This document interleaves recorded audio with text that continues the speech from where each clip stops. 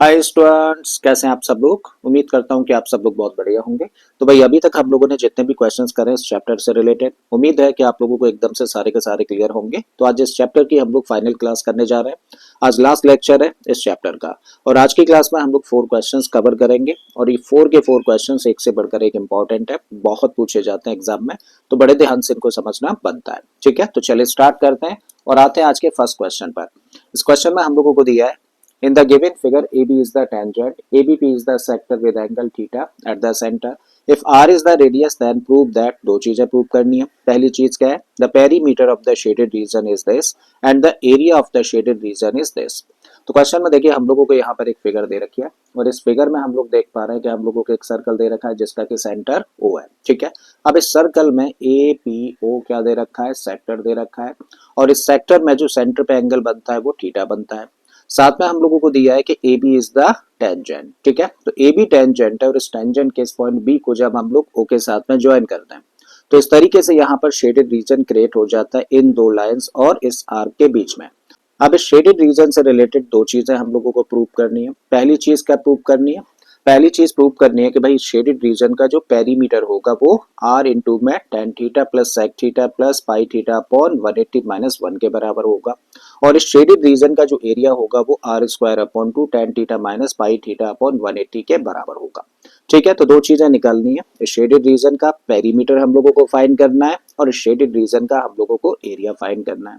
ठीक है, तो चलिए करना शुरू करते हैं, एक एक चीज पकड़ लेते हैं। पहला निकालते हैं हम लोग पेरीमीटर। करेक्ट है, तो भाई हम लोगों को शो करना है कि पेरीमीटर शेडेड रीजन का ये होने वाला है। तो अगर हम लोग इस शेडेड रीजन का पेरीमीटर निकालना चाहें तो बेसिकली पेरीमीटर का मतलब क्या होता है भाई, पेरीमीटर का मतलब होता है the length of the outer boundary. Correct है, तो अगर हम लोगों को पेरीमीटर निकालना है, चलो इसको ऐसा लिख देते हैं।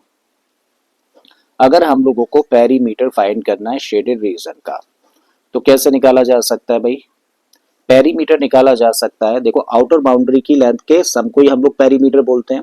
तो अगर इस शेडेड रीजन का पेरीमीटर निकालना है तो इसकी आउटर बाउंड्री में क्या दिख रहा है, ए बी। मीन्स हम लोगों को जरूरत पड़ने वाली है किसकी, ए बी की लेंथ की। फिर ये वाला पार्ट है भाई आउटर बाउंड्री में बीपी, इट मीन्स हम लोग बीपी की लेंथ निकालें। और यहाँ पे ये क्या है, आर्क है, तो पी ए आर्क की लेंथ और अगर हम लोगों को मिल जाए तो तीनों को हम लोग प्लस कर देंगे और यही डिफाइन कर देगा किसको, इस रीजन के पेरीमीटर को। करेक्ट है, इसका मतलब किस किस की जरूरत है भाई, हम लोगों को ए बी की लेंथ फाइंड करने की जरूरत है, हम लोगों को बीपी की लेंथ फाइंड करने की जरूरत है और हम लोगों को ए पी आर की लेंथ फाइंड करने की जरूरत है। जबकि दिया क्या है हम लोगों को, हम लोगों को सेंटर पे बना हुआ एंगल दे रखा है थीटा और रेडियस हम लोगों को सर्कल की दे रखी है आर। ये दो चीजें गिवन है। ठीक है, अब क्योंकि ए बी क्या है, टेंजेंट है, ए बी क्या है, टेंजेंट है, तो फिर ए क्या हुआ, पॉइंट ऑफ कांटेक्ट हुआ। और हम लोग जानते हैं कि भैया पॉइंट ऑफ कांटेक्ट से पास होती हुई जो रेडियस होती है that is always perpendicular on the tangent. इसका मतलब ये एंगल कितने डिग्री का होगा, 90 डिग्री का होगा। सबसे पहले इस चीज को हम लोग लिख देते हैं। ठीक है, तो यहाँ पे हम लोगों ने मेंशन किया since A B is the tangent, A B क्या है, टेंजेंट है, therefore angle O A B equal to what, 90 degree. और अगर ये एंगल 90 डिग्री का है तो हम लोग भाई इस ट्राइंगल में ट्रिग्नोमेट्री यूज कर सकते हैं। ठीक है, अब देखो ये वाली साइड हम लोगों को गिवन है। करेक्ट, ये वाली साइड अगर हम लोगों को गिवन है और इस एंगल के कॉन्टेक्स्ट में बात कर रहे हैं, यानी कि हम लोग थीटा के कॉन्टेक्स्ट में बात कर रहे हैं, तो थीटा यानी कि एंगल के सामने वाली साइड क्या होगी भाई, ये होगी परपेंडिकुलर। ठीक है, एंगल से जुड़ी हुई साइड अपने आप में क्या होगी, बेस होगी। 90 डिग्री के सामने वाली साइड क्या होगी, हाइपोटेनियस होगी। तो हम लोग ट्रिग्नोमेट्री लगा रहे हैं क्या फाइंड करने के लिए, ए बी फाइंड करने के लिए। तो ये हम लोगों को गिवन है यानी कि बेस पता है और हम लोगों को परपेंडिकुलर चाहिए, तो कौन सा ट्रिग्नोमेट्रिक रेशियो, 10 लगा देते हैं। वैसे भी 10 दिख रहा है भैया हम लोगों को प्रूफ की कंडीशन में, तो लगाइए। So now in right triangle O A B कह सकते हैं भाई हम लोग tan theta equal to perpendicular upon base. और परपेंडिकुलर क्या है, परपेंडिकुलर है भाई ए बी और बेस क्या है, बेस है ओ ए। तो यहाँ पे हम लोगों ने लिख दिया ओ ए। अब ओ ए को कर दो इधर ट्रांसपोज, तो आप कह सकते हो भाई इस तरीके से A B equal to what, A B equal to O A tan theta. और ओ ए तो रेडियस है, इसकी वैल्यू कितनी है, आर है, रख दीजिए इसके प्लेस पे। तो आपने बोल दिया A B is equal to what, r tan theta. और ये बड़ा इंपॉर्टेंट पॉइंट है, तो मान लिया इसको इक्वेशन नंबर 1। अब हम लोगों को चाहिए क्या भाई, अब हम लोगों को चाहिए ये वाली लेंथ बीपी की लेंथ, ठीक है। अब बीपी की लेंथ डायरेक्टली ट्रिग्नोमेट्री लगा के तो निकाल नहीं सकते, लेकिन हम लोग बीओ की लेंथ तो निकाल सकते हैं ना, यहाँ पे ट्रिग्नोमेट्री लगा सकते हैं। भाई बीओ क्या है, अपने आप में हाइपोटेनियस है, और दिया क्या है हम लोगों को, बेस दे रखा है आर, करेक्ट है। तो हाइपोटेनियस और बेस के बीच में कोई ट्रिग्नोमेट्रिक रेशियो याद आता है तो आप कहेंगे कॉस, लेकिन हम लोग यहाँ पे कंडीशन में देख रहे हैं, प्रूफ की कंडीशन में सेक है, तो सीधे सीधे क्या लगा सकते हैं भाई, इसी राइट ट्राइंगल में हम लोग सेक थीटा यूज कर सकते हैं, कर देते हैं, ठीक है।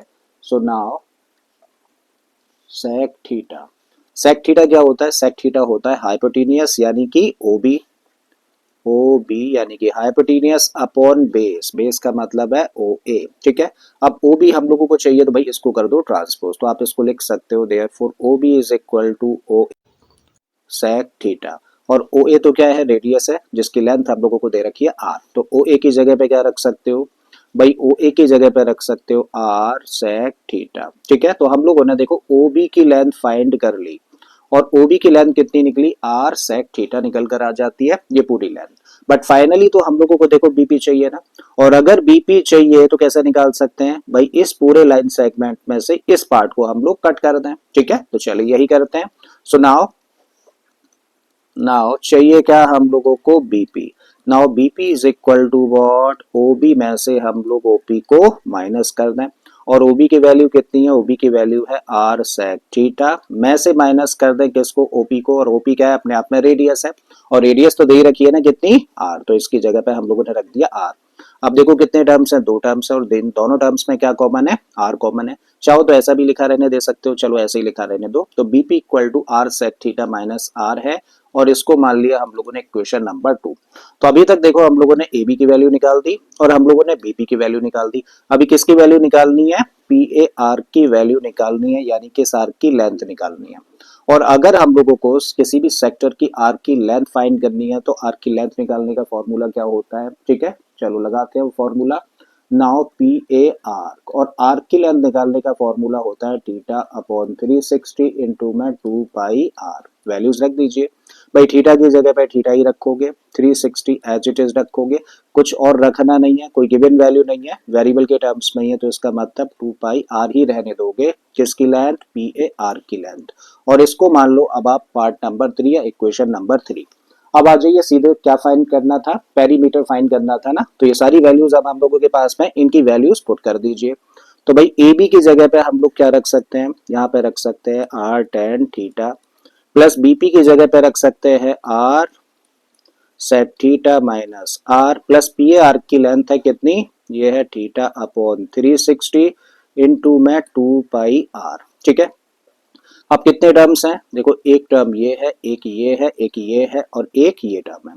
जो लास्ट वाला टर्म है ना, इसमें देखो 2 से हम लोग इसको कैंसिल कर सकते हैं, कितने टाइम्स, 180 टाइम्स। अब हम लोग देख रहे हैं कि जितने भी 4 टर्म्स हैं, जितने भी 4 टर्म्स हैं, सारे के सारे टर्म्स में आर हम लोगों को यहाँ भी दिख रहा है, यहाँ भी दिख रहा है, यहाँ भी दिख रहा है, और यहाँ भी दिखा। तो आपने क्या किया, आर कॉमन ले लिया, और आर जैसे ही कॉमन लिया तो इस टर्म में क्या मिलता है भाई, टेन थीटा, इस टर्म में से क्या बचता है, तो आप कहेंगे सेक थीटा, यहाँ से क्या बचेगा, कुछ नहीं का मतलब 1, प्लस यहाँ से बचेगा कितना, देखो ये क्या है पाई, और यहाँ पे क्या है थीटा, आर तो कॉमन ले लिया, तो ये बचा पाई थीटा अपॉन 180। अब इसको थोड़ा सा प्रूफ वाली कंडीशन में लेकर आ जाओ, तो आर एज इट इज हम लोगों ने रखा, tan theta as it is, sec theta as it is, और इस टर्म को हम लोगों ने पहले रख दिया मीन्स पाई थीटा अपॉन 180, और इस टर्म को रख दिया बाद में। तो एग्जैक्टली देखो प्रूफ वाली कंडीशन आ गई ना, तो यही हम लोगों को प्रूफ करना था कि भाई इस शेडेड रीजन का जो पेरीमीटर होगा वो किसके बराबर होगा, r tan theta plus sec theta plus pi theta upon 180 minus 1 के बराबर होगा, ठीक है। तो आई थिंक ये वाला पार्ट तो आप लोगों को समझ आ गया होगा। आ गया तो चलते हैं भाई अब नेक्स्ट पार्ट पर। तो नेक्स्ट पार्ट में हम लोगों को क्या प्रूव करना है, हम लोगों को प्रूव करना है कि भाई शेडेड रीजन का जो एरिया है वो किसके बराबर होगा, r square upon 2 tan theta minus pi theta upon 180 के बराबर होगा, ठीक है। तो हम लोगों को अब क्या फाइंड करना है, हम लोगों को भाई अब शेडेड रीजन फाइंड करना है। और इस शेडेड रीजन का एरिया कैसे निकाल सकते हो, देखो जरा समझो भाई, हम लोग यहाँ पे देखें तो ये अपने आप में एक राइट ट्राइंगल है, जिसका राइट एंगल कहाँ पर है, ए पर है। तो इस right triangle O A B का हम लोग एरिया फाइंड करें, और इस राइट ट्राइंगल के एरिया में से देखो इस पार्ट के एरिया को यानी कि इस सेक्टर के एरिया को हम लोग माइनस कर दें तो बचा हुआ जो एरिया होगा वो डिफाइन करेगा किसको, इस शेडेड रीजन के एरिया को। आई थिंक समझ आ गया। तो क्या करने जा रहे हैं भाई हम लोग, शेडेड रीजन का एरिया फाइंड करने के लिए हम लोग फाइंड करने जा रहे हैं area right triangle O A B, और इसमें से माइनस करेंगे किसको, area of the sector, area of the sector O A P को। ठीक है, अब वैल्यूज पुट कर दीजिए। राइट ट्राइंगल का हम लोगों को एरिया फाइंड करना है, तो किसी भी राइट ट्राइंगल का एरिया निकालने का फॉर्मूला होता है 1/2 बेस इंटू हाइट। ठीक है, लगा दीजिए फॉर्मूला। तो 1/2 बेस क्या है, बेस है ओ ए, और हाइट क्या है, अगर बेस ओ ए है तो हाइट क्या होगी, ए बी होगी, माइनस सेक्टर का एरिया निकालने का फॉर्मूला होता है theta upon 360 pi r square, रख दिया। अब हम लोग यहाँ पर क्या देख रहे हैं भाई, 1/2 तो हम लोगों ने एज इट इज रखा, ओ ए की जगह पे क्या रख सकते हैं, ओ ए की वैल्यू कितनी है, आर है, तो यहाँ पे तो हम लोगों ने पुट कर दिया आर, और ए बी हम लोगों ने देखो ऑलरेडी फाइंड कर रखा है ना, ए बी की जगह पे हम लोग क्या रख सकते हैं, आर टेन थीटा रख देते हैं भाई।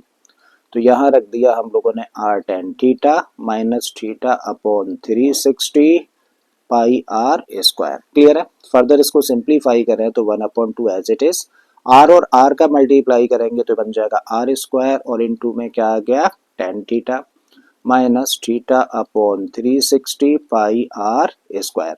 अब जरा प्रूफ की कंडीशन चेक करो, तो यहाँ पे हम लोग देख रहे हैं आर स्क्वायर अपॉन 2, ठीक है, इसका मतलब आर स्क्वायर और 2 अपॉन में हम लोगों को कॉमन लेना है। तो आर स्क्वायर हम लोगों को दिख रहा है, आर स्क्वायर यहाँ भी दिख रहा है। आप क्या करिए, एक बार और थोड़ा सा काम करना पड़ेगा, बट एकदम से चीजें क्लियर हो जाएंगी आपको। माइनस यहाँ पर जो थीटा अपॉन 360 है ना, तो थीटा अपॉन 360 की जगह पे क्या रखो, 2 इंटू 180 लिख लो, इंटू में पाई आर स्क्वायर। अब थोड़ा समझना आपके लिए आसान रहेगा।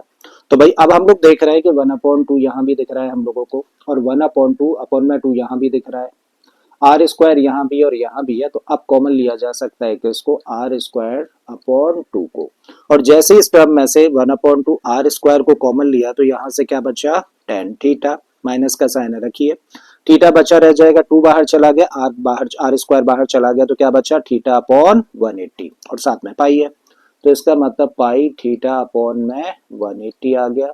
और यही है देखो प्रूफ की कंडीशन। ठीक है, तो यही चीज हम लोगों को प्रूफ करनी थी कि भाई इस शेडेड रीजन का जो एरिया होगा वो आर स्क्वायर अपॉन 2 इंटू में tan theta minus pi theta upon 180 के बराबर होगा। ठीक है, तो चले चलते हैं अगले क्वेश्चन पर। तो इसमें हम लोगों को दिया है four equal circles are described about the four corners of the square so that each touches two of the others as shown in the figure.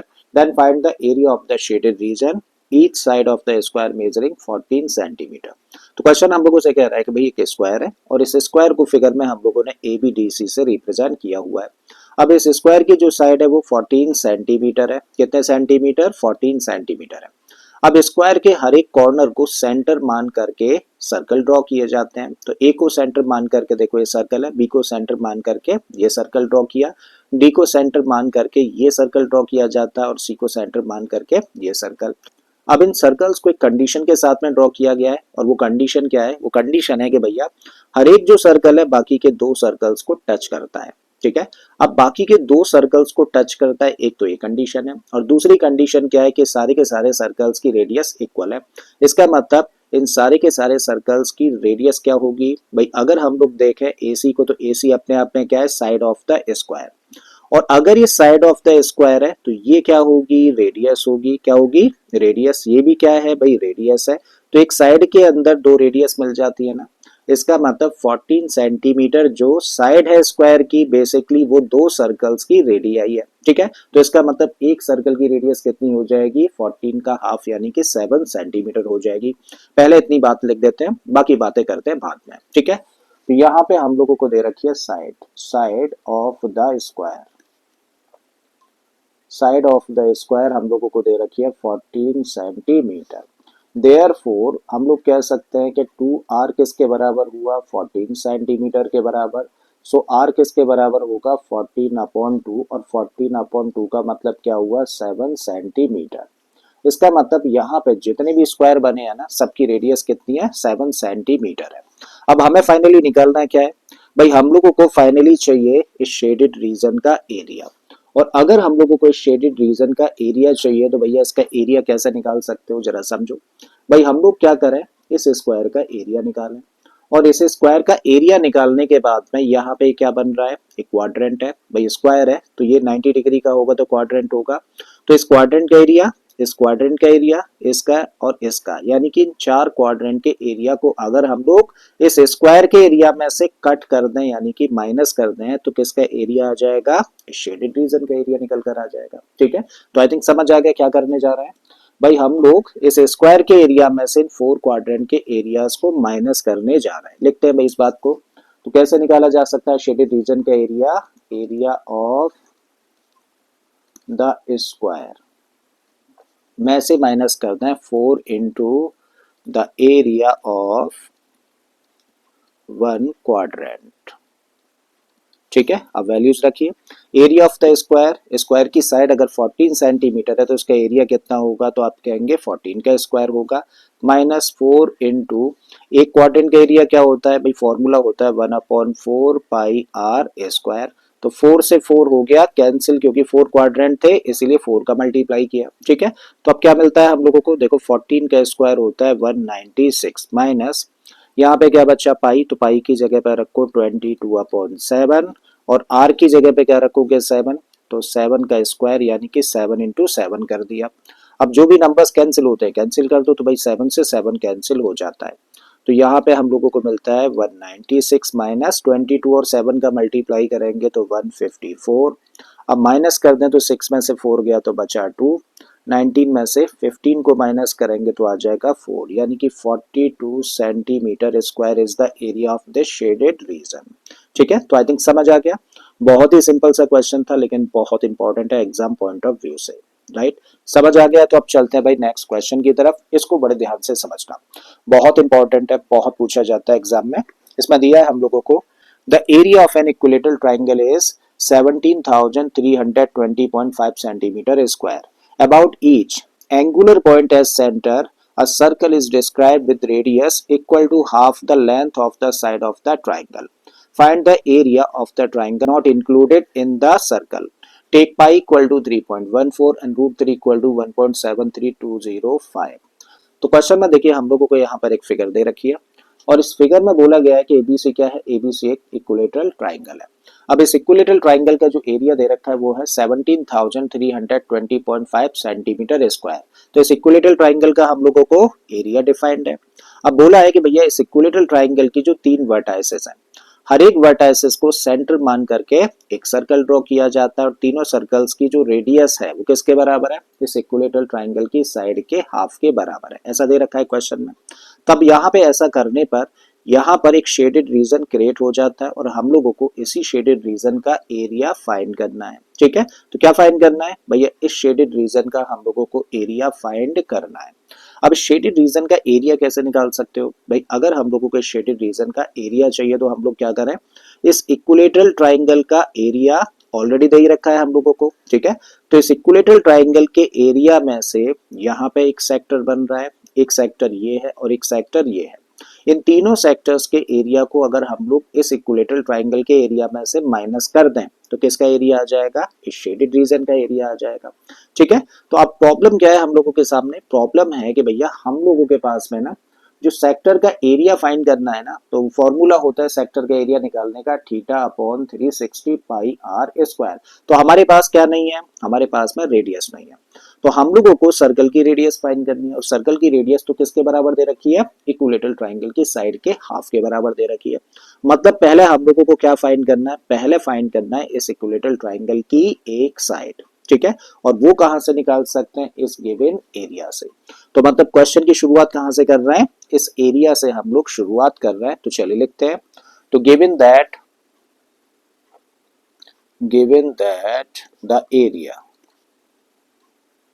The area of equilateral triangle कितना दे रखा है, 17,320.5 सेंटीमीटर स्क्वायर। लेकिन हम लोगों के according equilateral triangle का area क्या होता है, अगर उसकी साइड ए यूनिट हो तो ऐसे केस में इक्विलेटरल ट्राइंगल का एरिया होता है √3/4 इंटू साइड का स्क्वायर। ठीक है, तो ये फॉर्मूला है किसका, इक्विलेटरल ट्राइंगल का एरिया निकालने का, जहां पे ए साइड होती है इक्विलेटरल ट्राइंगल की।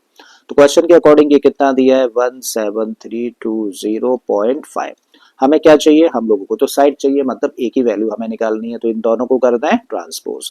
तो आप लिख सकते हो भाई ए स्क्वायर इक्वल टू 17320.5 और ये जाएगा डिवीजन में, यानी कि √3 नीचे रहेगा और ये 4 मल्टीप्लीकेशन में चला जाएगा। आई थिंक कोई दिक्कत नहीं। अब भाई √3 की तो वैल्यू दे रखी है, ये वैल्यू यहाँ पे पुट कर देते हैं।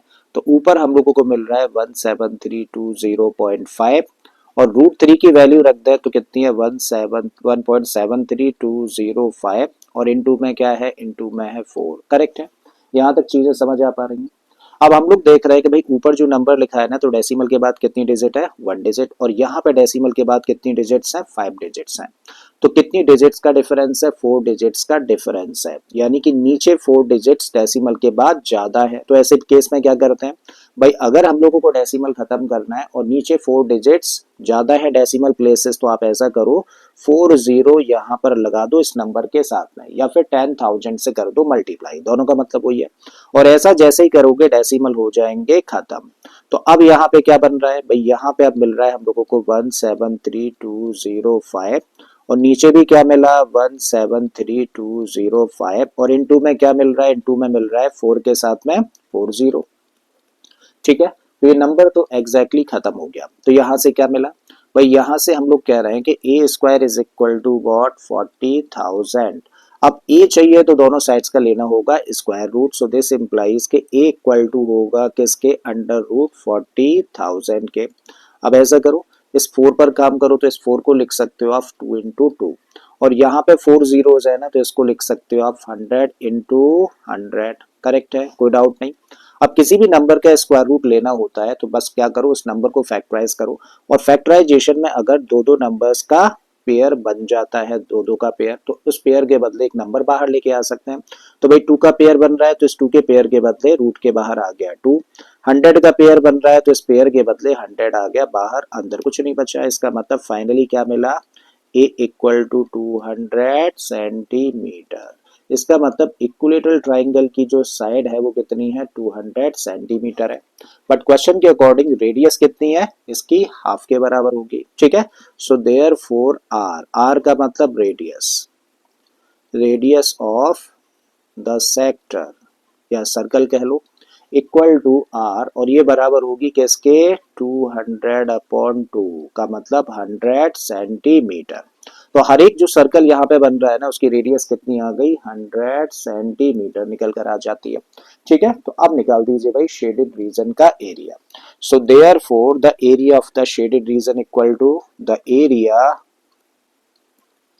Of equilateral triangle. में से माइनस कर दें भाई, कितने सेक्टर्स हैं 3 सेक्टर्स हैं, तो 3 का मल्टीप्लाई करो एक सेक्टर का एरिया निकाल कर, तो 3 into the area of 1 sector. Right, अब इक्विलेटरल ट्राइंगल का एरिया तो भाई ऑलरेडी हम लोगों को दे रखा है, यही वाला पुट कर दीजिए यहाँ पर। तो यहाँ रख दिया हम लोगों ने 17320.5 minus 3 into area of 1 sector, तो 3 का मल्टीप्लाई कर देना है एक सेक्टर के एरिया में। ठीक है, और सेक्टर का एरिया निकालने का फॉर्मूला होता है theta upon 360 pi r square. अब वैल्यूज पुट कर दीजिए, तो भाई 17320.5 एज इट इज हम लोगों ने रखा, 3 एज इट इज हम लोगों ने पुट कर दिया। थीटा की जगह पर, इक्विलेटरल ट्राइंगल है तो सेंटर पे बना हुआ एंगल होगा 60 अपॉन में 360 एज इट इज रखा। पाई की जगह पर पाई की वैल्यू दे रखी है 3.14, तो 3.14 इंटू आर स्क्वायर का मतलब 100 का स्क्वायर, तो इसको लिख सकते हो 100 इंटू 100। ठीक है, अब जो जो वैल्यूज कैंसिल होती हैं कर देते हैं भाई। 0 से 0 कैंसिल हुआ, 6 से कहेंगे 6 टाइम इसको कैंसिल, 3 से इसको 2 टाइम्स, और 2 से इसको कैंसिल कर दें तो 2 1 जा 2, 1 बचेगा, डेसिमल बीच में आ गया, 2 5 जा और 10 और 2 7 जा, तो 1.57। ठीक है, तो 1.57 इंटू 10,000, तो यहां से मिल जाएगा 17320.5 माइनस, अब 10,000 का मल्टीप्लाई करेंगे तो 157 के आगे कितने जीरो, 4 जीरो लग जाने हैं, और डेसिमल के बाद 2 डिजिट थी तो डेसिमल आ जाएगा यहाँ पर। अब सिंपली कुछ नहीं करना है भाई, इस नंबर में से इसको कर दो माइनस। तो इसको कायदे से करना बड़े ध्यान से। तो 17320.5 में से माइनस करना है इस नंबर को 15700 को। तो 00 को पहले लिखो, फिर क्या है 751। अब माइनस करेंगे तो डेसिमल यहाँ पे मान लें और एक जीरो बढ़ा सकते हैं। माइनस किया तो 5 आएगा, यहाँ से जीरो ही बचेगा, डेसिमल बीच में था लगा दिया। यहाँ से मिला 2 और 13 में से 7 माइनस करें तो कितना आ जाएगा 6 और यहाँ से 1, तो 1620.5। ठीक है, तो कितना आ रहा है 1620.5 चीजें सेंटीमीटर में थी तो एरिया होगा सेंटीमीटर स्क्वायर में। तो ये आंसर हुआ भाई इस क्वेश्चन का। मतलब इस शेडेड रीजन का एरिया कितना होगा 1620.5 सेंटीमीटर स्क्वायर होगा। ठीक है, तो आई थिंक ये वाला क्वेश्चन भी आप लोगों को समझ आ गया होगा। अब समझ आ गया तो भाई चलते हैं अब नेक्स्ट क्वेश्चन पर। अब इस क्वेश्चन को बड़े ध्यान से समझना, बहुत ही दमदार क्वेश्चन है, एक एक पॉइंट इसका बड़ा इंपॉर्टेंट है। ठीक है, बोला गया है calculate the area of the shaded reason, बस इतनी सी इंफॉर्मेशन दे रखी है, बट दिया काफी कुछ है फिगर के थ्रू। जरा समझें फिगर के थ्रू क्या क्या हम लोगों को दे रखा है। भाई हम लोगों को यहाँ पर एक सर्कल दे रखा है और इस सर्कल के दो डायमीटर्स हम लोगों को दे रखे हैं और दोनों डायमीटर्स एक दूसरे के ऊपर परपेंडिकुलर है। सी इसका क्या है सेंटर है। फिर उसके बाद में एक सर्कल और हम लोगों को दे रखा है। तो भाई जब हम लोग इस सर्कल के अंदर इस सर्कल को ड्रॉ कर देते हैं तो ये वाला जो पार्ट है ना वो 9 सेंटीमीटर है। मतलब जो हम लोगों का डायमीटर था सर्कल ड्रॉ कर देने पर यहाँ पे जो ये पार्ट बचेगा ना वो 9 सेंटीमीटर का, ये वाला जो पार्ट है वो 5 सेंटीमीटर का है। और इस तरीके से यहाँ पे एक शेडेड रीजन क्रिएट हो जाता है और हम लोगों को इस शेडेड रीजन का एरिया फाइंड करना है। ठीक है, तो बड़ा सिंपल लग रहा है भाई। अगर हम लोगों को इसका एरिया फाइंड करना है शेडेड रीजन का तो क्या करें, बड़े सर्कल के एरिया में से इस छोटे सर्कल के एरिया को सिंपली माइनस कर दें और जैसे ही ऐसे करेंगे हम लोगों के सामने शेडेड रीजन का एरिया आ जाएगा। ठीक है, तो कहने को बड़ा आसान है, बड़े सर्कल के एरिया में से छोटे सर्कल के एरिया को माइनस कर देंगे तो शेडेड रीजन का एरिया आ जाएगा। लेकिन प्रॉब्लम क्या है कि भाई हम लोगों के पास में अभी दोनों सर्कल्स की रेडियाई नहीं है, ना तो बड़े की रेडियस जानते हैं और ना ही छोटे की रेडियस जानते हैं। ठीक है, और नहीं जानते तो क्या करें, लेट कर लेते हैं। Let the radius of the bigger circle be capital R and the radius of the smaller circle be small r।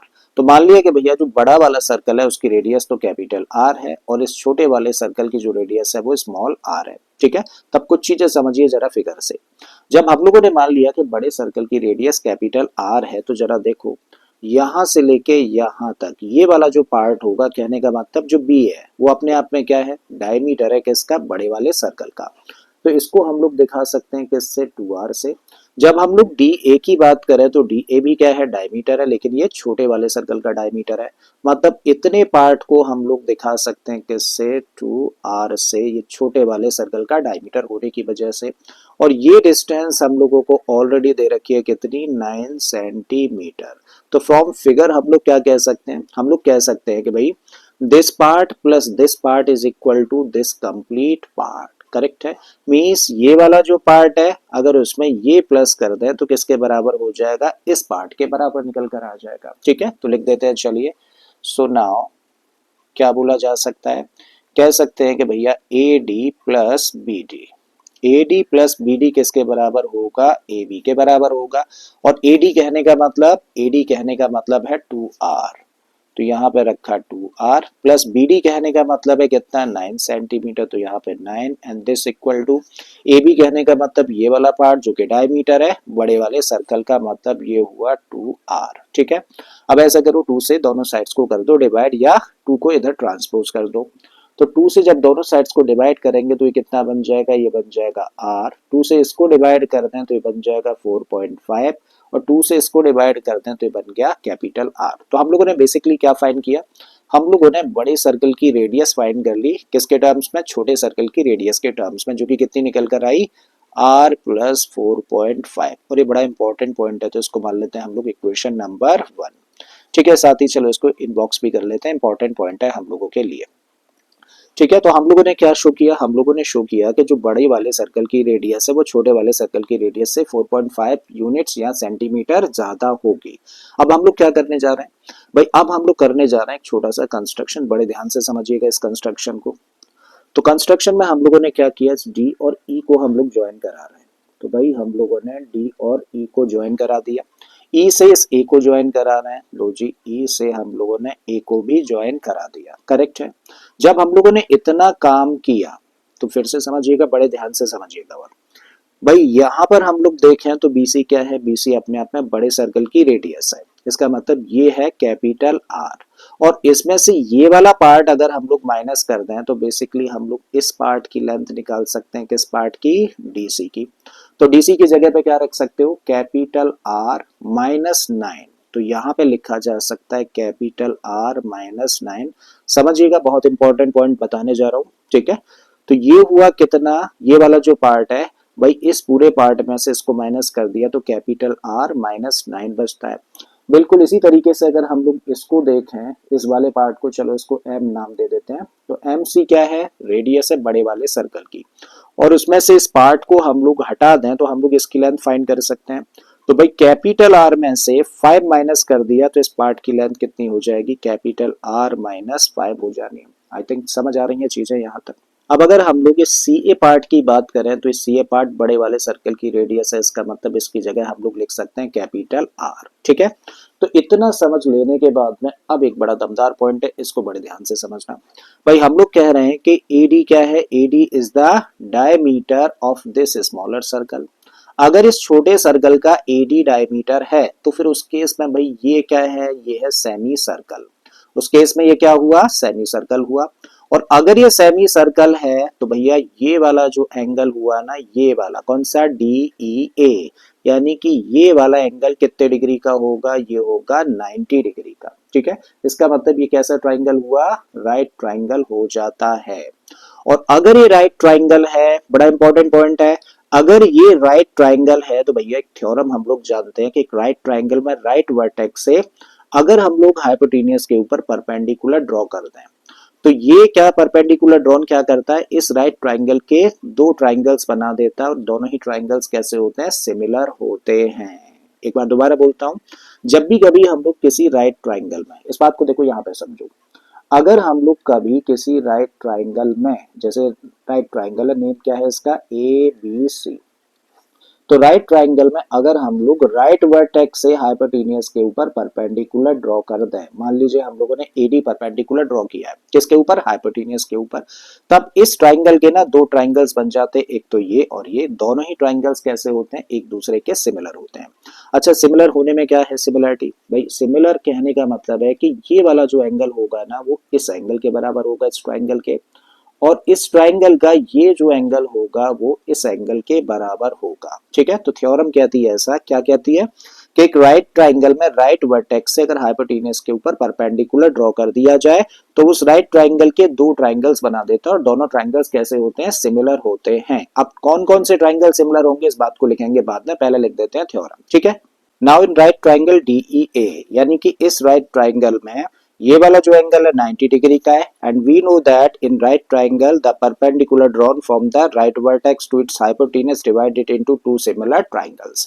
तो भैया ये ट्राइंगल और ये ट्राइंगल दोनों कैसे होंगे, सिमिलर होंगे। कौन कौन से, देखो पहला ट्राइंगल ये वाला जिसको कि अभी ब्लू कलर से हम लोगों ने रिप्रेजेंट किया है, ये वाला ट्राइंगल, और दूसरा ये वाला ट्राइंगल जिसको कि हम लोग रेड कलर से रिप्रेजेंट कर रहे हैं। तो ये दोनों ही ट्राइंगल्स कैसे होंगे, सिमिलर होंगे।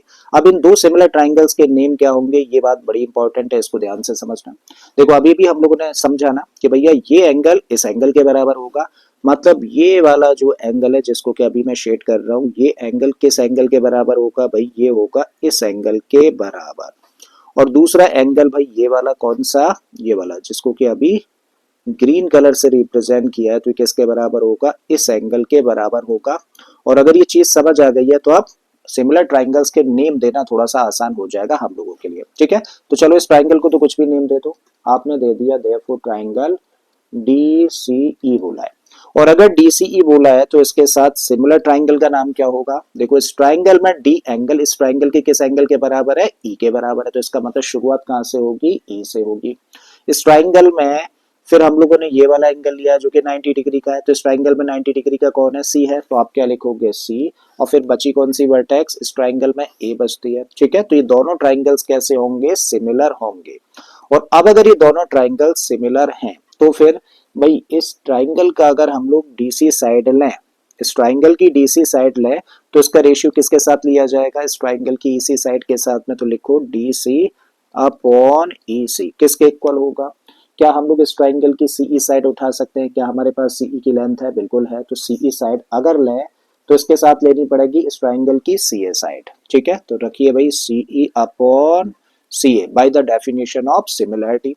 अब जो जो वैल्यूज हम लोग जानते हैं वो वैल्यूज पुट कर देते हैं। तो डीसी, देखो डीसी ये वाला पार्ट है, तो डीसी की जगह पे क्या रख सकते हो, आर माइनस नाइन रख सकते हो। चलो इधर रख देते हैं, तो डीसी की जगह पे हम लोगों ने रखा आर माइनस नाइन, अपॉन में क्या है ईसी, और ईसी कौन सा पार्ट है, ये वाला पार्ट है, इसकी लेंथ कितनी है, आर माइनस फाइव है, तो यहाँ रखा R minus five and this equal to C या ईसी एक ही बात है, और ये भी कितना है, आर माइनस फाइव है, अपॉन में चले आइए सी ए। सी ए कहने का मतलब ये वाला पार्ट, और इसकी लेंथ कितनी है, कैपिटल आर है। अब इसको सिंप्लीफाई कर लो, सिंपली क्रॉस मल्टीप्लाई कर लो। ठीक है, तो आर का मल्टीप्लाई करेंगे आर माइनस नाइन के साथ में, तो आर का मल्टीप्लाई जब आर के साथ में करेंगे तो मिलेगा आर स्क्वायर, आर का मल्टीप्लाई माइनस नाइन के साथ करेंगे तो माइनस का nine r and this equal to r minus five और आर माइनस फाइव, चलो लिख देते हैं आर माइनस फाइव का होल स्क्वायर, तो मिल रहा है r square minus nine r and this equal to a minus b का होल स्क्वायर लगा देते हैं, तो ये बना आर स्क्वायर प्लस का 25 माइनस का 10 आर।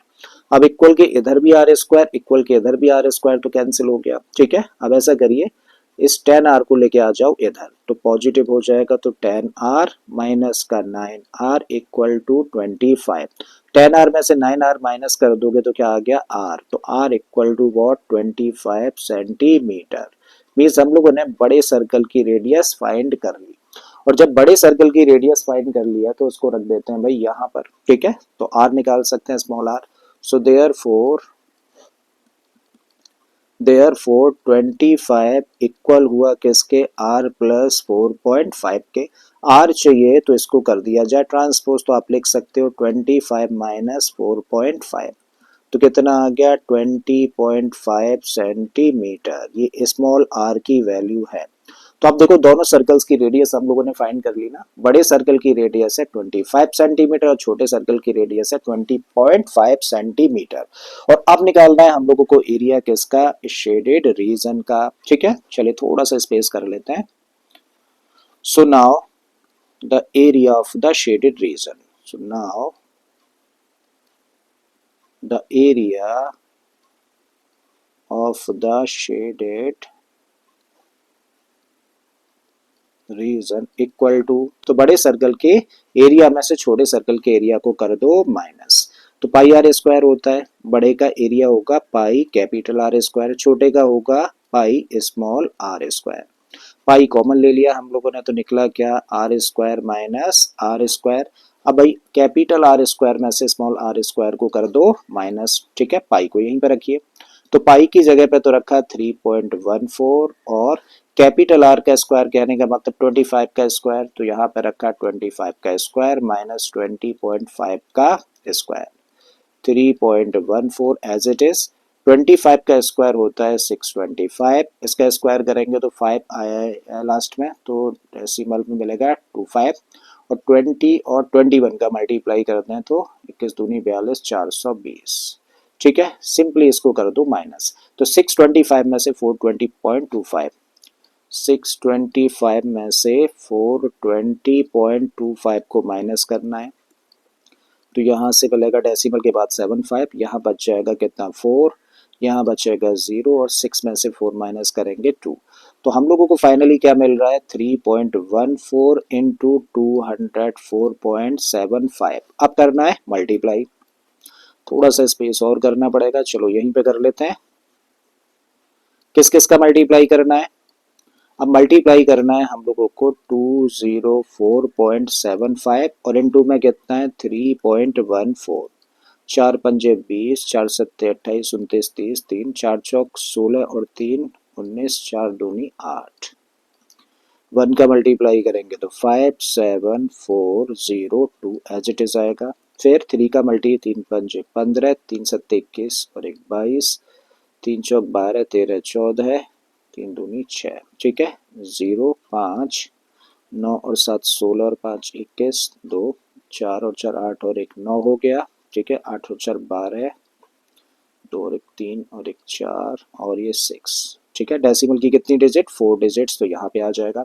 तो इसका मतलब क्या मिल रहा है हम लोगों को, 642.9150, ठीक है। इसको राउंड ऑफ कर दें तो यहाँ पे डेसिमल के बाद 9 है, जब डेसिमल के बाद 9 है तो इससे पहले वाली डिजिट में 1 प्लस कर देंगे तो कितना हो जाएगा, 643 सेंटीमीटर स्क्वायर अप्रॉक्स, ठीक है। So what is the area of this shaded region, 643 centimetre square approx is the area of this shaded region, ठीक है। तो बहुत ही दमदार क्वेश्चन था। आई थिंक उतने ही दमदार तरीके से आप लोगों को समझ आ भी गया होगा, एक एक पॉइंट आप लोगों को क्लियर हो गया होगा। तो चलिए इसी क्वेश्चन के साथ में चैप्टर हो जाता है खत्म। अगली क्लास में हम लोग डिस्कस करेंगे एक नए चैप्टर की, ठीक है। तो चलिए मिलते हैं कल की क्लास में। Till then keep learning and thank you for being with us.